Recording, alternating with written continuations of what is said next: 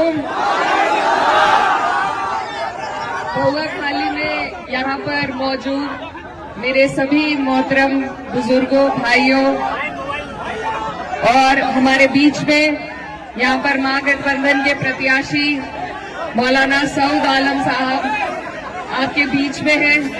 मैं बहुत दूर से आपके बीच में आई हूँ, आपकी बहन हूँ, आपकी बेटी हूँ, और सिर्फ इसलिए कि आज पूरे देश की नजर अगर कहीं है तो आप लोगों के ऊपर है कि बिहार की ये अजीम जनता हमें रास्ता दिखाएगी कि इस देश को किस दिशा में चलना चाहिए।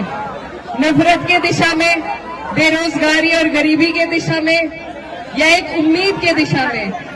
तो आज हम सब आपके बीच में महागठबंधन के रूप में एक ऐसा गठबंधन लेके आए हैं जहां सभी का मान सम्मान, सभी की इज्जत होगी, जहां आपकी तरक्की के लिए, आपकी आने वाली नस्लों की तरक्की के लिए काम किया जाएगा। ये जो धरती है बिहार की, ये मेहनत कष्टों की धरती है और यहाँ पर सबसे ज्यादा ईमानदारी से मेहनत करने वाले हमारे भाई रहते हैं। लेकिन अफसोस की बात है कि आप लोगों को रोजगार के लिए अलग अलग सूबों में जाना पड़ता है, अलग अलग राज्यों में जाना पड़ता है। ये आपकी जो सरकार है, ये आपको नहीं रोजगार देना चाहती, आपकी तरक्की नहीं चाहती है। अब बहुत लंबा वक्त काट के आपके सामने ये सुनहरा मौका है कि आप लोग, हम सब एकजुट होकर, मिलकर इस सरकार को बदलने का काम करें। और ये सरकार सिर्फ तब बदली जा सकती है जब हम बहुत समझदारी और सूझबूझ के साथ ये आंकड़े जोड़े कि सरकार को हरा कौन सकता है। ये गठबंधन इसीलिए आपके लिए बना है कि सब आप और हमारे जैसी सोच रखने वाले, तरक्की की, भाईचारे की सोच रखने वाले लोग एकजुट होकर इस नापाक सरकार को बदलने का काम करें। मेरे भाइयों, मैं आपसे ये कहना चाहती हूँ कि आप लोग अपने इन वोटों को, अपनी ताकत को बंटने नहीं दीजिए। एकजुट होकर, एक तरफ होकर जब आप और हम वोट करेंगे, तभी जाके हमें तरक्की हासिल हो पाएगी। हमारे बीच में मौलाना सऊद आलम साहब, अब भी आपके विधायक थे, आपकी लड़ाई लड़ते रहे, और फिर से आपको और हमें कोशिश करनी है कि इनको फिर से हम जिताएं ताकि हमारी सरकार बन सके। मेरे मौलाना सऊद के जो वालिद थे, वो मेरी वालदा के साथ सांसद रहे, तो हमारा पुराना ताल्लुक है, पुराना रिश्ता है, और उसी के नाते आज मैं आपके बीच में ये गुहार लगाने आई हूँ कि इस सरकार से, ये जो डबल इंजन की नापाक सरकार है, इससे हम लड़ते हैं जब, इससे हमें लड़ना पड़ता है आपके मुद्दों पे, चाहे वो वक्फ का मुद्दा हो या आपकी तरक्की, आपकी बेहतराई के लिए, आपकी रोजगार के लिए कोई मुद्दा हो। जब हम लड़ते हैं तो आपकी और हमारी लड़ाई का फायदा उठाकर जो लोग जीत के इस सरकार में बैठे हैं, उन्होंने किस तरीके से आपको और हमें धोखा देने का काम किया, ये बात आपको जरूर याद रखनी है। ये एक सिस्टम के तहत आपके और हमारे इदारों को बिल्कुल खत्म करना चाहते हैं ताकि आप और हम तालीम से, रोजगार से, तरक्की से दूर हों। तो इन लोगों के इस इरादे को अगर हम फेल कर सकते हैं तो सिर्फ एक वोट की ताकत हमारे पास है और कोई लाठी डंडे की ताकत नहीं है। सिर्फ वोट की ताकत से आप चोट पहुंचा सकते हैं, और उसमें भी अगर हम अपने वोटों को बांट देंगे, अगर आपसी लड़ाई के चक्कर में हम इनको फिर जीतने देंगे, तो ये हमारी आने वाली नस्लें आपको और हमें कभी माफ नहीं कर पाएंगी।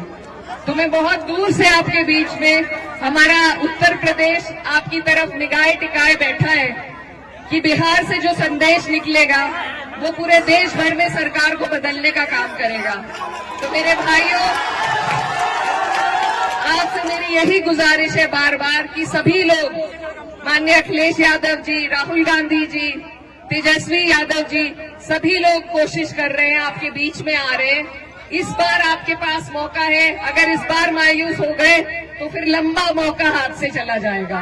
इसलिए आपको चूकना नहीं है, और लालटेन का आपका बटन है, आने वाली 11 तारीख है, मैं आपकी बेटी, हमारे यहाँ बेटी बहन की बात कोई नहीं टालता, तो मैं उम्मीद करती हूँ कि बिहार की जनता भी पहली बार मुझे यहाँ आने पर मेरा मान सम्मान रखेगी, अपना प्यार देगी और हमारे भाई मौलाना सऊद आलम साहब को एक एक वोट देने का काम करेंगे। और भी जो लोग हैं वो भी अपने हैं, वो भी लड़ रहे हैं, लेकिन मेरा बस आपसे ये सवाल है कि वोट डालने से पहले ये सोचिए कि क्या वो सरकार बना सकते हैं। अगर वो सरकार के नजदीक पहुंचते हैं तो आप बेशक वोट उन्हें दे दीजिए, लेकिन वो नहीं पहुंचेंगे, उन्हें अगर वोट दिए जाएंगे, बटेंगे अगर हमारे वोट, तो सरकार फिर से भाजपा की बनेगी और इस बार भाजपा नीतीश जी को मुख्यमंत्री भी नहीं बनाएगी, इस बार वो खुद कब्जा लेगी। तो अब तक जो हालात थे वो बद से बदतर आपके हो जाएंगे, इसलिए आपको पहले ही अपनी सुरक्षा करनी है और उसका जरिया मैंने जैसा आपको बताया सिर्फ वोट का है आपके पास। इस बार आपको नहीं बैठना है, आपको एक एक वोट एकजुट होकर अपने प्रत्याशी लालटेन पर देने का काम करना है।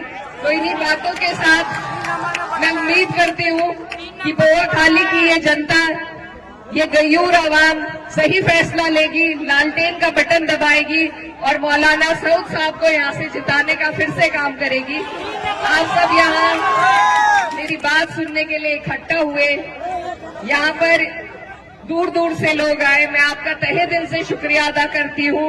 और बस एक बात के साथ आपसे विदा लेना चाहती हूँ कि उसूलों पर जब आ जाए तो टकराना जरूरी है, जिंदा हो तो जिंदा नजर आना जरूरी है। और जिंदा कौम की और जिंदा दिल्ली की अगर सबसे बड़ी मिसाल कोई हो सकती है तो वो इस बार इस सरकार को उखाड़ फेंकने की ही मिसाल आपको देनी है। आप सबका यहाँ आने के लिए बहुत बहुत शुक्रिया, धन्यवाद। दुआओं में याद रखिएगा। अस्सलाम वालेकुम।